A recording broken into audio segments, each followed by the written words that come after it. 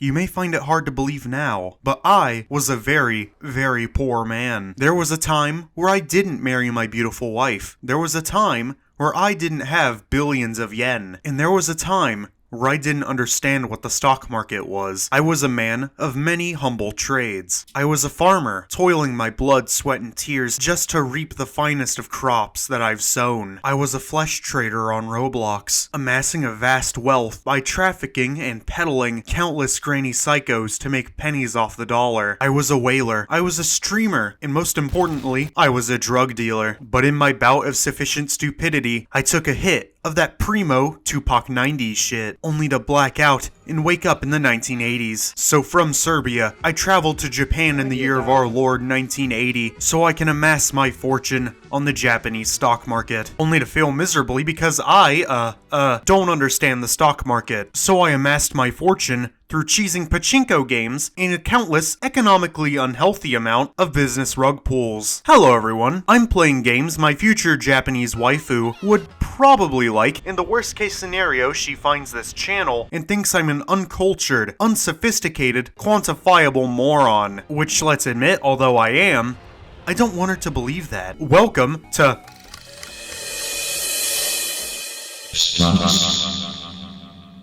9800, a quaint little game I discovered after my investment in Whale Oil United plummeted after I received my first ever dislike and unintentionally caused the sperm whale population to fall to only a few tribes. The best way to describe this game is basically a spreadsheet simulator, similar to the colonizing world of EU4, but with greater emphasis on you being one that interacts with the world. Now, I'm gonna be honest, I am by no means a stockbroker, but I have played this game so much that I have become so confident in my abilities to become a day trader, and I've never been to college. By no means can this game be considered easy, but by God is it fun. For the sake of sounding as educated as possible, I'll be going over the stats, some things that you can do, and personal stories that I've done that I think you'll enjoy. When you start playing the game, you get to choose a bio. You can choose your name, your crest, and most importantly, your roles. The roles that you pick modify your starting stats. Things like your financial success, networking, so on and so forth. And that makes me a homeless man with a childhood best friend and a crippling gambling problem. But once you made your character and are out in the world, this game is unapologetically realistic. Namely with how it depicts the stock market. Being able to shorthand or longhand your trading, perform business rug pulls, invest in insider trading, gamble away all your money, winning lotteries, being investigated by the Fed for prior inside trading, and being sent to a federal prison. Stocks are the main way that you make your money, besides gambling. When you own a stock, you purchase a share of the business. The more shares that you own, the greater your influence is on the business. Stocks work in the performance of the business. Are they performing well after a product succeeds? The stock goes up. Did they perform poorly because the CEO decided to do something really goofy? The stock plummets. But there are two methods to make money really quickly if you want to use the stock market: insider information or market manipulation. Market manipulation is the act of purchasing a mass amount of shares before selling them all off, essentially causing the market to crash while you run away with a few billion in your back pocket. As the scenario sounds, this is incredibly fucking illegal. The greatest example I can give you is the stock market crash of 1929, caused by a combination of severe stupidity and consumer panic selling. The government said there will be a slight dip in share prices, causing the entire nation to go apeshit and start selling off all of their assets, only to cause the Great Depression. But the best way to circumvent this issue is another illegal act: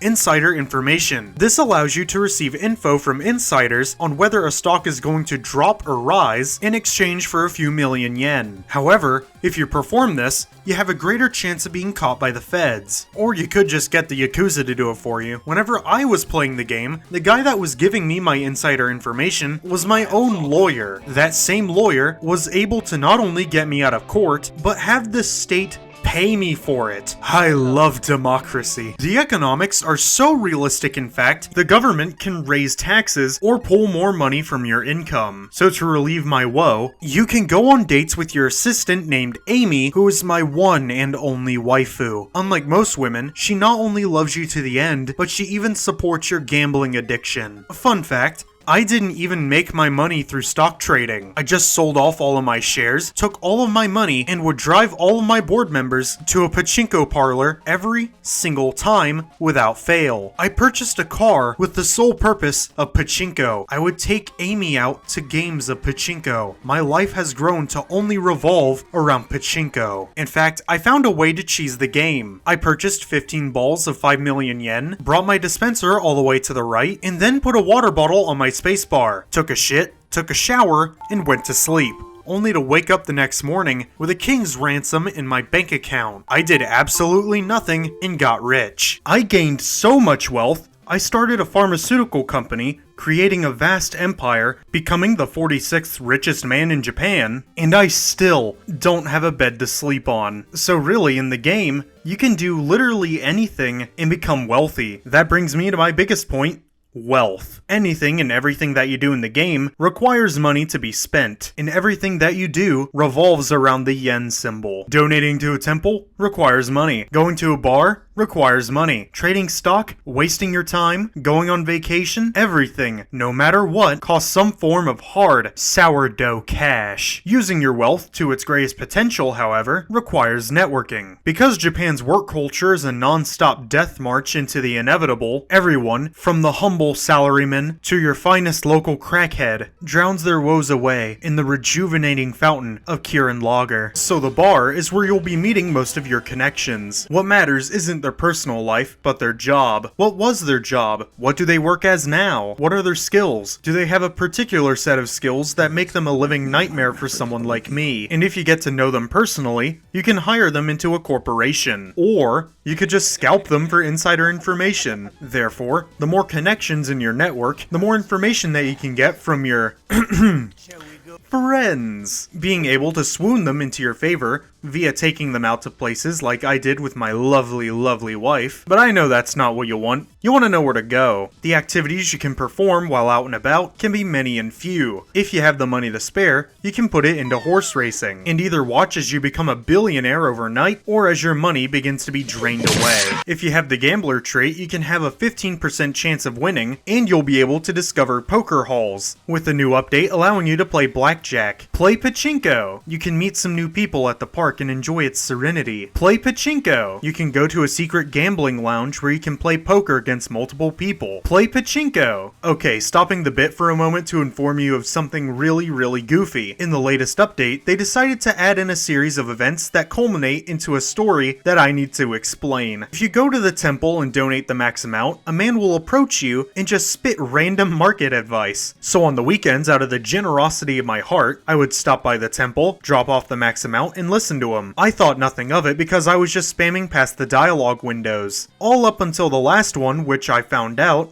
apparently, they were in a cult. A cult that believes that money is the quintessential beginning and end to all things, the be-all and end-all of the universe. For you see, the gates of heaven were not created by an omnipotent being. They are created with bars of solid gold. I didn't join them, but I heard people that did had the police tell them to rat them out, and when they did, their houses burned down. And I don't know much about you, but I love being a slumlord. With your abundance of said friends, and if you have a minimum of 50 million yen, you can start a business. Now hold up, Buster. This isn't your grandma's chump change. This isn't a local store. This is a company. A corporation. And you need a lot more pennies than that to breach the roof. Using your well-earned cash, you can make a business, but you need a big budget. Loyal people that work below you so they don't go off to work for other companies. You need a proper basis for budgeting. You need to be ready to put money in the reserves. You need a product, and you need a functioning business model. Making a thriving company requires proper departments from the hellish existence of HR to research and development. However, if there's one thing that you need to consider most, it's that you need a loyal employee base. Because if the rumors are true, the number one thing that Japanese companies are afraid of is a salaryman with a 401k. If they aren't loyal to you, they'll start extorting you, making it almost nearly impossible for you to hold on to them with golden handcuffs. So instead, you can easily go with the most easy solution: just fire them. Go to the bar and restart. Using employees and connections, you can reliably function as a corporation using their skills to boost efficiency. There are many things that you need to worry about when you function as a business, but the biggest one is how you manage your budget. But thankfully, the game gave us a little pie chart. Things such as balancing dividends, marketing, reserve funding, and even being able to open your own charity if you feed enough money to the bank so that it'll allow Israel to prosper for many years to come. Speaking of Israel, you should expect to fire a lot of people, with each little department of your corporation requiring a specialized trait. Marketers, IT, overseers, all of it. And the higher your efficiency, the more stock value your company gets. But to gain more stock value, we need to diminish human value. You see, firing someone in Japan isn't just losing your job, it's complete and total socio-political exile. In Japan, like most things there, they practice a form of firing that is incredibly inefficient. They'll let you keep your job, but give you less and less tasks until you're doing absolutely nothing, but still on the payroll. Now, I'll go on the internet and see people complaining, saying, "No, it is the worst form of firing.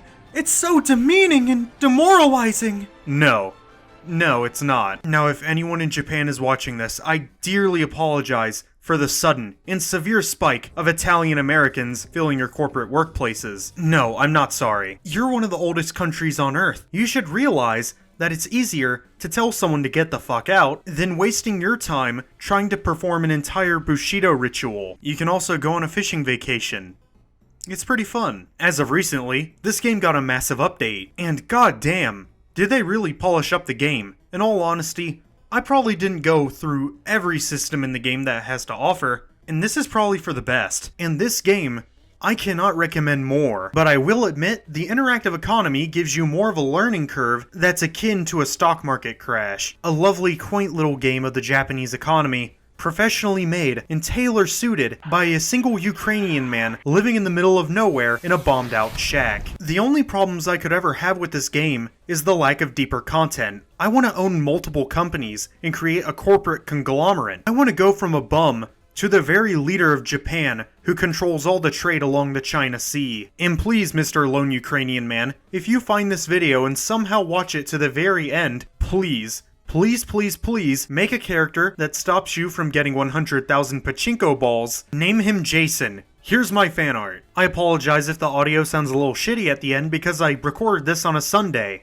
in the middle of the night. I thank each and every one of you for watching to the end of the video. I have been Jason V101, and I hope you like, comment, and subscribe, and you are all beautiful people.